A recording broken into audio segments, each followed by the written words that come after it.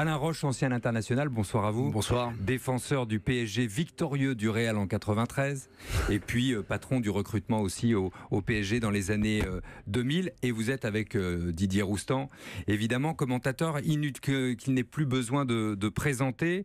On est aussi avec les auditeurs d'Europe 1, bien évidemment. Vous pouvez nous appeler au 39 21. Je vois que Jean-Jacques l'a déjà fait et que d'autres se bousculent au portillon pour venir discuter avec vous, Alain, et avec Didier. On va filer prendre la température à Madrid, où nous attend Julien Froment, qui est l'un de nos envoyés spéciaux. Ça monte, hein, ça chauffe là. Oui, exactement. Je me trouve en fait à la place du Brésil. C'est le nom de la place où les supporters du Paris Saint-Germain se regroupent pour aller en direction du stade Santiago Bernabéu. On l'a en ligne de mire, le stade du Real Madrid. Et là, il y a environ entre 500 et 700 supporters parisiens. On en attend au total 4000 dans cette enceinte madrilène, parce que c'est le quota qui est réservé aux équipes extérieures. À noter que du côté de Madrid aussi, les supporters vont se réunir, mais plutôt d'ici quelques minutes. De l'autre côté du stade, c'est le capitaine du Real Madrid, Sergio Ramos, qui a demandé l'union sacrée, qui a demandé une démonstration de force de la part de ses supporters pour essayer de répondre un peu aux Parisiens, car vous l'avez dit, ce soir c'est un match, c'est le huitième de finale aller, mais c'est quand même un match très important et pour le Real Madrid et pour le Paris Saint-Germain. Oui, 4000 Parisiens. Il y a combien de places à Bernabéu, à Santiago Bernabéu, rappelez-moi? Alors là, on est en configuration Ligue des Champions. Il y a 79 000 places. Mais c'est vrai que dans les matchs lambda, entre guillemets, au Real Madrid, c'est 81 000 places. 88 000 places. Ouais. Un Parisien pour 20 Madrilènes. Hein, ça va faire une petite différence en ambiance. Merci Julien. Vous pouvez rester évidemment avec nous pour cette discussion. Alain Roche, qui est le favori pour vous déjà sur le papier? Écoutez, difficile à dire. On aurait dit le Real il y a quelques années. Hein, on va mettre une pièce sur le Real, puisque c'est le tenant en titre, le double tenant en titre de cette compétition-là. Et c'est son ADN. Ils sont toujours présents et répondent présents dans ces grands rendez-vous, même s'ils ont terminé deuxième de leur poule au mois de décembre. Mais même l'année dernière, ils étaient terminés deuxième. Ils ont gagné la Ligue des Champions. Donc on peut compter souvent sur un animal blessé, puisqu'il est en championnat. Donc sur le papier, vous mettez une petite pierre sur le Real. En termes de prestige, je mettrais le Real de Madrid. Le Real, pour le prestige. Fort que lui, le PSG, et Didier, oui, ça remonte. Oui.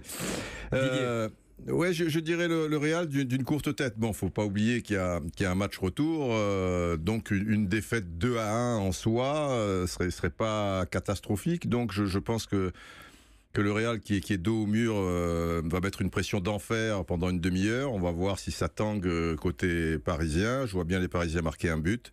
Voilà, le tout, c'est pas perdre 2-0, 3-0, un score oui, on de la dit sorte. 2-0, c'est le score parfait en Ligue des Champions. Ah non, 2-0, si vous gagnez, ça serait le score parfait pour le PSG. Exactement.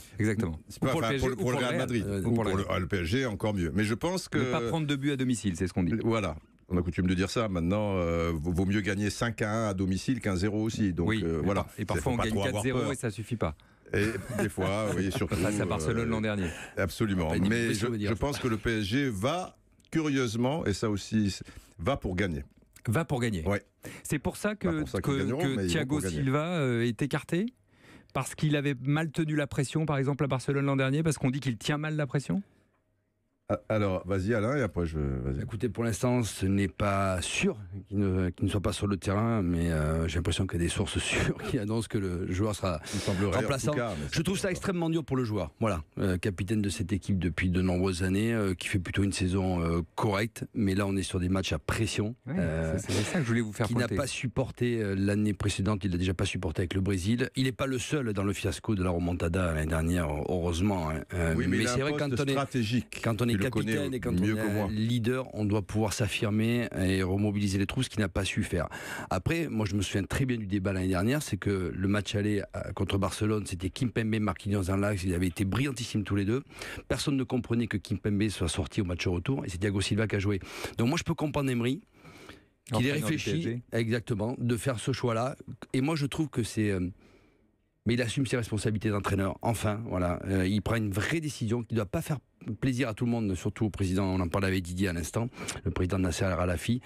Mais il va assumer jusqu'au bout, Emery, parce que quand on est entraîneur ou un président, on doit prendre des décisions. Je ne sais pas si elle sera positive ou pas. Je ne pense pas qu'Emery soit encore à la tête de cette équipe l'année prochaine. Donc il va jusqu'au bout de ses idées. Voilà, en tout cas, bravo à lui. Il doit mourir, il mourra avec ses idées. C'est vrai que c'est très courageux de sa part. Il s'est senti trahi par Thiago Silva au Nou Camp, comme Blanc s'était un peu senti trahi à Chelsea, la double confrontation avec Chelsea. Alors que Thiago Silva a reculé chaque fois de 15-20 mètres. On sait que c'est un joueur un petit peu fébrile. De toute manière, s'il le fait, c'est pas pour régler des comptes. S'il le fait, c'est que sportivement, il pense que le PSG sera meilleur avec Kimpembe, parce qu'il voit bien que derrière, ça va faire tout un pataquès. Oui, ce qui est très frappant quand même, c'est la dimension psychologique de cette décision. C'est la dimension psychologique du football. Quand on prend une décision pareille 3 heures avant un match, non Oui, allez. On pense que la plus grosse équipe avec les plus gros millions gagne. Mais des matchs de ce niveau-là, on parlait qui était le favori. C'est extrêmement équilibré dans ces équipes-là. Personne ne sait actuellement qui va se qualifier. Moi, j'espère de tout cœur que ce soit le Paris Saint-Germain. Mais ça se joue sur des détails. Et Thiago Silva, c'est peut-être pas un détail, mais il peut avoir un impact important. Mais Thiago Silva, il n'est pas condamné, même s'il ne joue pas ce match-là, parce que je pense que la réflexion d'Emery, c'est de se dire on va subir énormément, parce que Madrid, pour perturber ce Paris Saint-Germain, doit presser et va le faire. Et Kimpembe, je pense, est plus apte à supporter cette pression-là. Après match retour, imaginez que le PSG perde ce soir, mais n'est toujours pas éliminé cette... On a besoin d'un Thiago Silva qui est un joueur qui va vers l'offensive, qui amène le ballon vers l'avant, qui est bon sur les coups de pied arrêtés.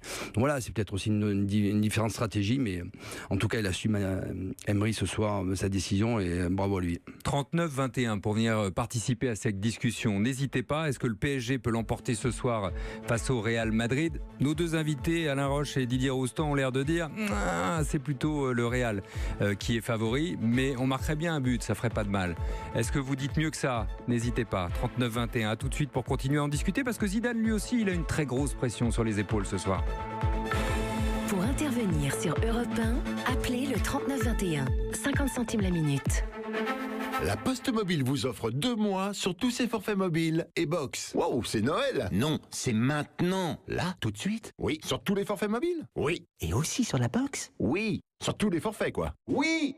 Pendant les jours liberté, la Poste Mobile offre 2 mois sur tous ses forfaits mobiles et box, comme le forfait SIM 60 Go à 18,99 € par mois sans engagement. Appelez gratuitement le 3009 ou rendez-vous en bureau de poste. Offre valable sur le prix mensuel d'un nouveau forfait mobile ou box souscrit avant le 24 mars, débit bloqué à 60 Go, voir détails et conditions sur lapostemobile.fr. Après la fermeture, dans une agence, Profil Plus. Alors ce matin, le fils de Madame Michel est passé pour remplacer ses pneus. Il s'agit d'une voiture pas récente, qui roule quand même tous les jours. On est sur un budget serré. Fallait que je lui trouve un bon pneu au bon prix. Je lui ai proposé du BF Goodrich. Bravo, super. Excellent. Marque sélection de Profil Plus. Merci. Et en plus, j'ai pu lui faire profiter d'une carte cadeau de 30 €. Jusqu'au 18 mars chez Profil Plus, achetez des pneus BF Goodrich et recevez jusqu'à 30 € en carte cadeau illicadeau. Rendez-vous en agence ou sur profilplus.fr. Profil Plus. Profil Plus, demandez plus à vos pneus. Europe Soir, Laurent Bazin sur Europe 1. Allez, le PSG de Neymar face au Real de Zidane ce soir à Santiago Bernabéu, c'est vraiment le choc de ces 8e de finale de Ligue des Champions. Jean-Jacques, bonsoir à vous. Oui, bonsoir Laurent. On en parle avec Alain Roche et Didier Roustan, avec vous également. Vous y croyez, vous, hein? Ah, moi j'y crois complètement. Au risque de déplaire à vos deux invités. Ça ne nous déplaît pas, ça nous plairait, mon ami. Non, ça vous déplaît, vous n'y croyez pas. Bon, moi j'y crois. Je vais vous faire engueuler, les amis. Vous n'y croyez pas complètement. Moi je suis complètement à fond avec eux, parce qu'on a une attaque exceptionnelle. Bon, malgré les faiblesses que nous avons en défense, que je déplore, le gardien de but, derrière gauche, malgré ces deux faiblesses, on a une attaque exceptionnelle. Et je pense que ce soir, on va les voir vraiment à la tâche. Et je pense que l'un des trois va marquer 1 ou 2 buts ce soir. Donc moi j'y crois. Je pense qu'on va gagner. On va gagner 2-1 sur place.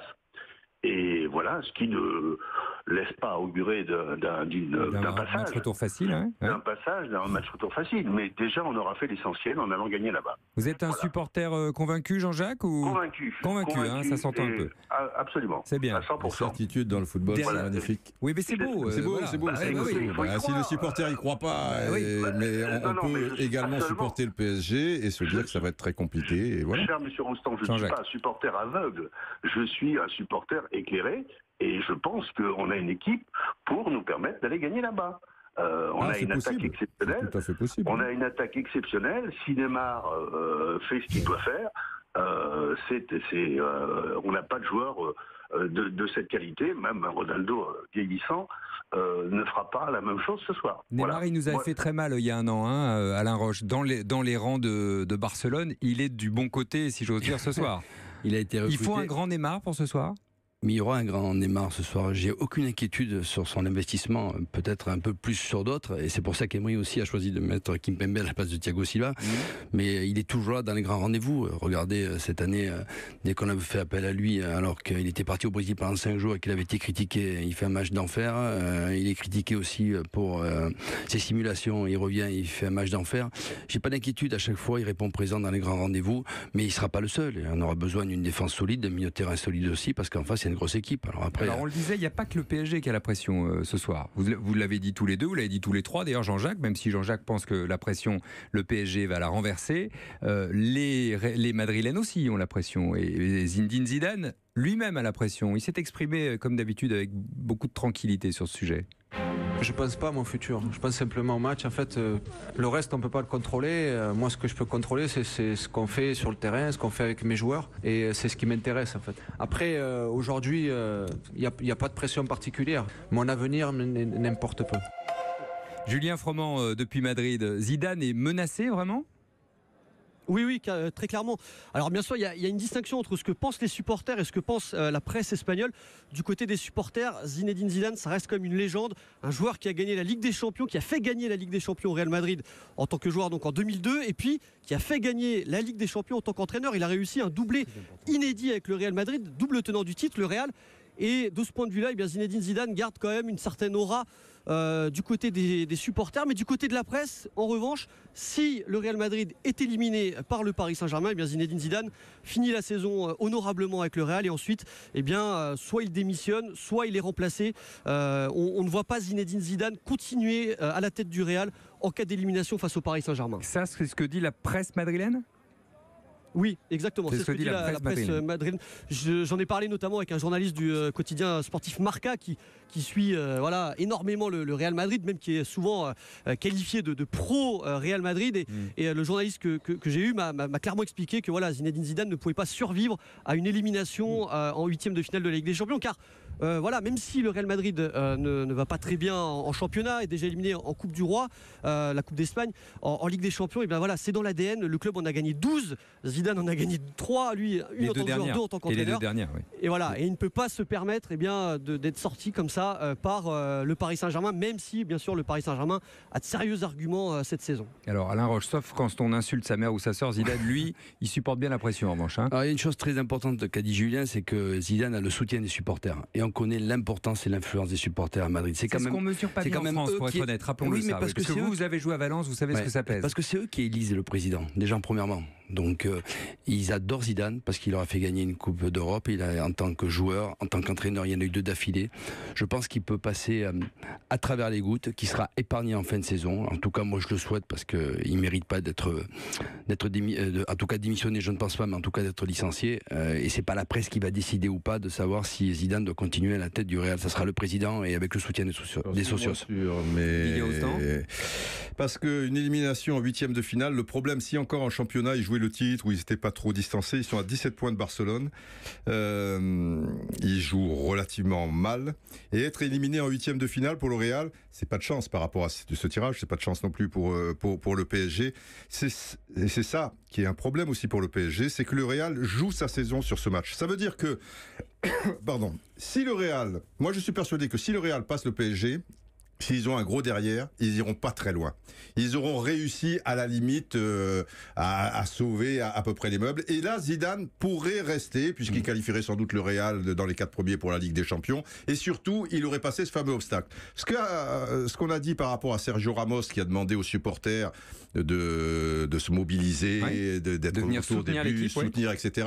Généralement, le Real Madrid le fait pour un match de demi-finale. Et pour eux, aujourd'hui, c'est déjà une demi-finale. C'est un signe, ça montre qu'ils ont peur, ça montre que c'est un match particulier. Il faut oublier que c'est un 8e de finale de la Ligue des Champions. Et je pense que c'est là que tout va se jouer pour le PSG, pour le Real, et malheur aux vaincus. Alain Roche, en 30 secondes, donnez-moi les impressions que ça fait de jouer sur cette pelouse de Santiago Bernabéu contre le Real, puisque vous avez joué avec le PSG contre le Real et avec Valence contre le Real, évidemment, quand vous jouiez en Espagne.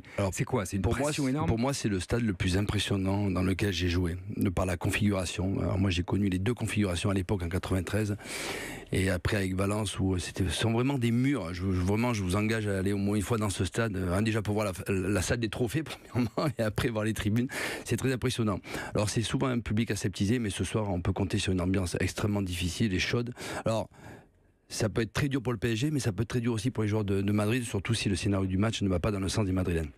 Alain Roche, qui était avec nous ce soir, ancien international et défenseur du PSG, victorieux du Real en 93, je le redis, ça va nous porter chance ce soir, vous allez voir. Et Jean-Jacques sera d'accord avec moi. Merci Jean-Jacques de votre petit coup de fil de tout à l'heure. Et merci aussi à Didier Roustan qu'on retrouve demain avec l'immense Thomas Touroud. Il n'y a pas Pénaud, n'est-ce pas? Et Julien Cazard. Et Julien Cazard et les autres, bien sûr, comme toujours. À suivre le monde.